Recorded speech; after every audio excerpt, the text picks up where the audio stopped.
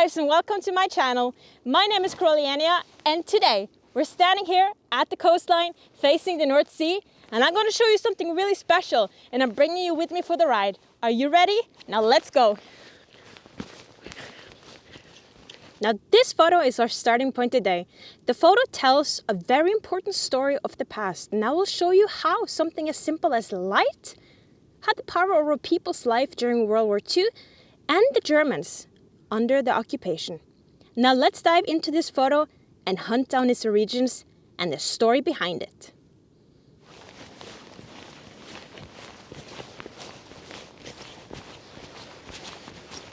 Over many years, navigation has been an important art. It's about finding the way to the desired destination, avoiding collisions, conserving fuel, and meeting schedules. It has always been a primal need to find your home location or to find places to seek safety. So, why would this be of importance for us today? Come join me and let's get this clarified. Now, the sea at this coastline is dominated by heavy weather conditions. In this beautiful location, there was a particularly great risk of getting into trouble at seas. This led to a lot of ships colliding with land and colliding with each other. And that's the result of that we have so many shipwrecks in this area. It wasn't until the 19th century that a lot of lighthouses were built, and these, plus some other marine infrastructures, made sea traffic safe at sea. Now this leads us to the following question. Why is the lighthouse in our photo so important? And what purpose had the navigation for the history of this area? Let's figure it out, guys. First, we need some insight in the past. One afternoon in March 1945, the local people in the city near us were out enjoying themselves in gardens, on hikes, or in small boats fishing and having a chill, sunny day. Then out of nowhere, 44 planes comes down flying low from the sea, guided by the lighthouse, straight over people's rooftops. Now, these photos straight in front of us are just for the illustration. But for the people in the city, at first it was all just a faded humming in the distance. Then out of nowhere, a swarm of planes represented by the Allies came out. The aim was to take a German convoy hiding in the harbor of the town there. And the planes were equipped with rockets, but without explosive charges. This is because once they got dropped off by an aircraft, they worked like spears to hit the ships from below to do the most damage. Now, the German air defense in this area immediately opened fire. 2 Allied aircrafts were shot down, 2 had to emergency land outside the sea near the lighthouse.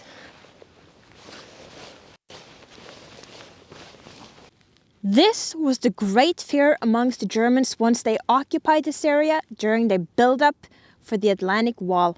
This since they deeply needed to transport both soldiers and ammunition to feed their war machine overseas and land. The Germans then realized that if they had control over the lighthouse, they could possibly have control over their enemy and to be able to shoot down their aircrafts.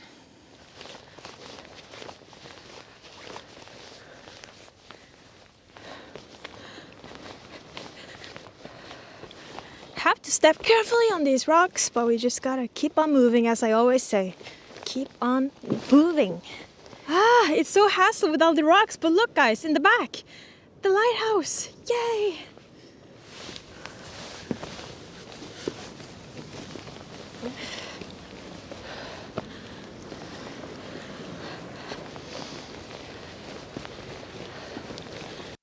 Come on guys! Look at that, guys. To the right, we have the lighthouse. It's beautiful.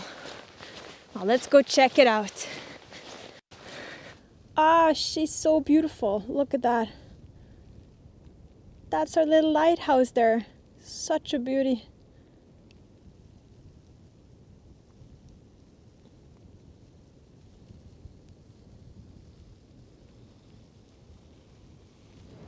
This establishment was put into operation as early as 1854, and about 75 men worked on this huge project.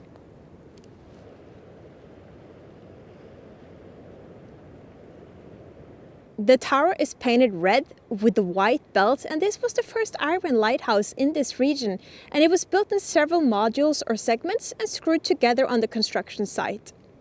It was super important that the tower was visible. The tower behind me is about 30 to 32 meters tall. Including the iron, the whole tower is covered and lined with bricks.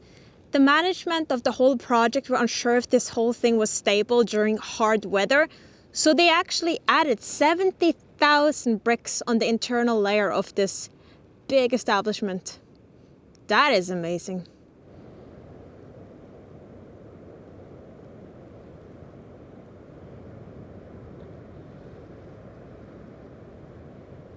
And here we have a small overview over the lighthouse. The tower has 134 steps. In addition, there are 34 external steps leading up to the tower. And the lighthouse beacon was purchased in Paris and was used at the top of the lighthouse. And in 1897, the light was reinforced with a lightning flasher. And this is for you who like it a bit technical. This tower has a light range of 18.8 nautical miles, and the light rating is 3 lightning flashes every 30 seconds. The light's height above high water is 46.5 meters. This is the North Sea straight in front of us, and I want to show you on the map where we are. The coast you just saw in our last segment was the Northern Sea, and this is the area where the Northern Sea comes in. The city I talked about with the German convoy being attacked by Allied air forces, that was in here, and this is the big nearby city. Then you can see that there's a big row complex going all the way to the tip of this thing here at the coast. And this is where we are at, our little lighthouse.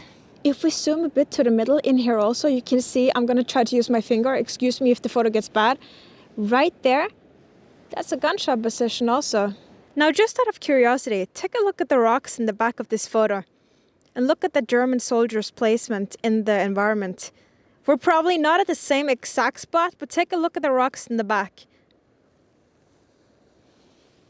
Does that look familiar? All the rocks in the back there. And a bit into the environment, a lighthouse keeper's residence was also set up at the same time as the lighthouse. The home had 2 rooms for 2 assistants working in the lighthouse. The lighthouse received electricity in 1934, and a crosstalk fog signal was finally installed. And in the end, 1989, the whole tower was demanned and automated.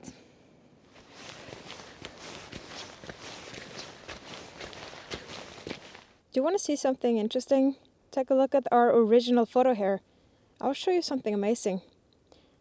1, 2. Now that is called history.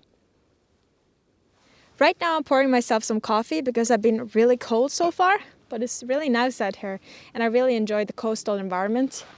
But I also wanted to show you this small lighthouse to show you the importance of the history hidden and kept in some of these objects. Now, with that being said, if you are really engaged in being out in the wild outdoors or even exploring urban places, feel free to subscribe, hit the notification bell, put a thumbs up, leave a comment or a question in the comment section below. And we're not done with our adventure yet, but I just wanted to show you all that I have Jaffa cakes and this is going to be a beautiful break. Now, I have a serious question for you all. Tell me what type of Jaffa cakes you got in your country and how many taste variations you got. Comment in the comment section below. I would really appreciate that. It does feel a bit weird to sit here because when I take a look at everything around me and I connect it to the time of when the occupants were here, I can only imagine what the locals would have felt in the cities nearby. What do you think? The atmosphere during the time of the German occupation was filled with both uncertainty, insecurity, and anger. One did not know if the Germans came as a friend or as the enemy.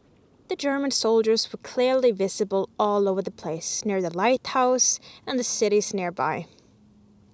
The Germans occupied schools and other public infrastructures, and German postcards were placed all around the city. The Germans even had their own dock, a sea bath, and even boathouses. Take a look to our left here. We can see the dock and all the other infrastructures. That's kind of cool. This would be a normal view if you were in the nearby city. Germans taking a photo, just doing life as everybody else in the war. Food was rationed and a lot of the locals got put to work by the Germans since the Germans had control over a lot of the factories and businesses in the city. Bad behavior in the city were punished by jail time. This was for the Germans to show the military and normal everyday control over the people and their freedom. Saboteurs also played a very important role during these hard times. Well, that was because some of them actually used to have illegal radio senders to report and send over important information to their allies.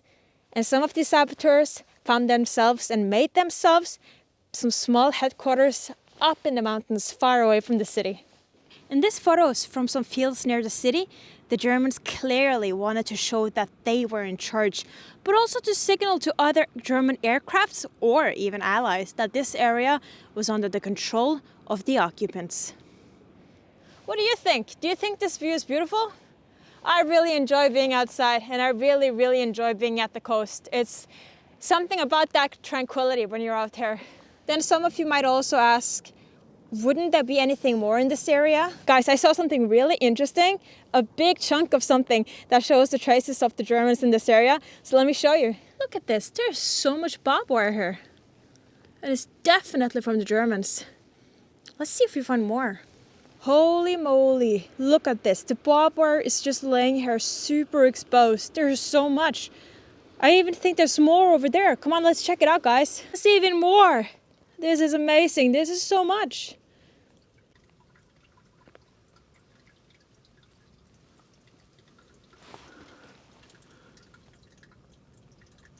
It is really exciting with those surface finds because you barely have to look, but sometimes I really enjoy walking all the way near the coastline with the rocks because you never know what you might find in between the rocks there.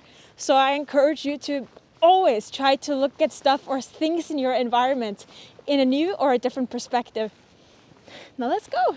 In this area I have by now found 2 interesting spots that is worthy for me to take the metal detector, but otherwise you can find these kind of things. You know, it's probably things from the Germans, but it's just bad burnt batteries, and you can find all these kind of like campfire trash piles all over the place. So I'm really excited for that to be a different episode where we can probably focus a bit on metal detecting, as in the old days. Well, if you want to get to places, you gotta work for it.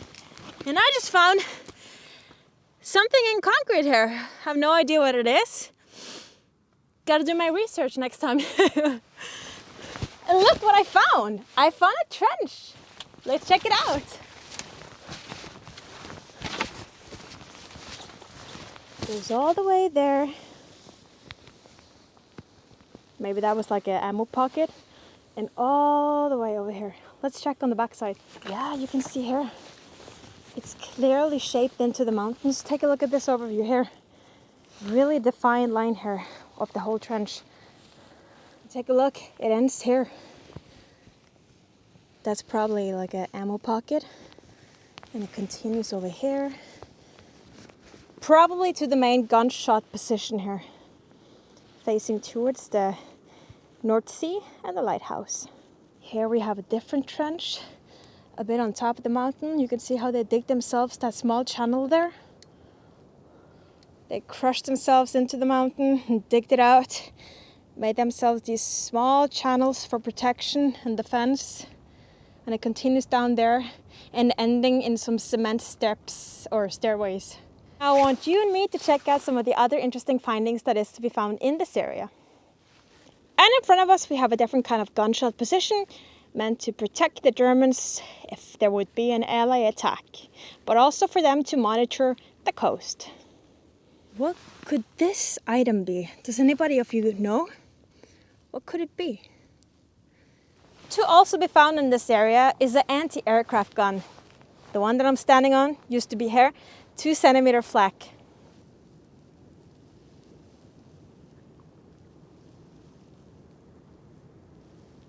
And straight in front of us here, we have a machine gun position. Now this is the leftovers of a really important structure, Fumo, or in other words, where a German raider used to stand. And this house right in front of us seems pretty modernized right now, but even in the old days, it literally looked like a traditional house. But under it, there was a bunker in the skies. That's pretty cool. And the leftover of this structure is another one of the machine gun positions.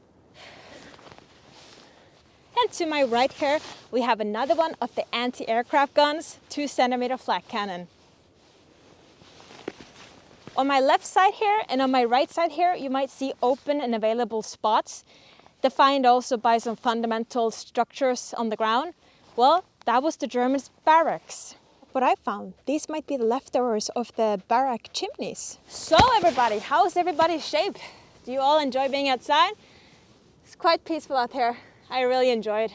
But I hope you do too, and I hope you do a lot of effort to make your own small or big adventures.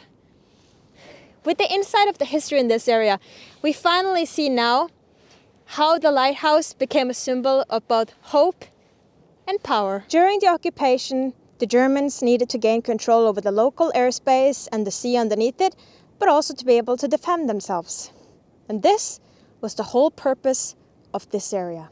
Now, if you want to see more videos from my channel, feel free to subscribe, hit the notification bell, put a thumbs up if you want to, or leave a comment or a question in the comment section below. I would really appreciate that. Thank you for joining me today, and I will see you until our next adventure. Bye, guys!